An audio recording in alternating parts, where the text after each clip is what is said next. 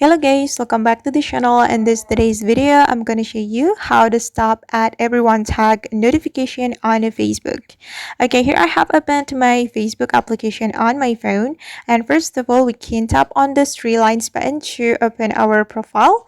And on our profile, we can tap on the settings icon to open the settings. And on the settings, we can scroll down until we find the notification setting. Tap on this notification settings, and if you want to stop at everyone tag notification on your Facebook, you have to select the tags option, and here you can disable the add everyone tag notification. You can click on the toggle button to disable the add everyone tag notification. And right after you turn off this batch mentions, you won't get the add everyone tag notification on your Facebook.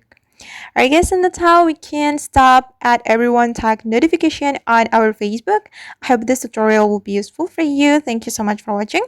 And if you found this tutorial helpful, don't forget to hit the like button, leave your comments, and also subscribe to this channel. See you on the next video.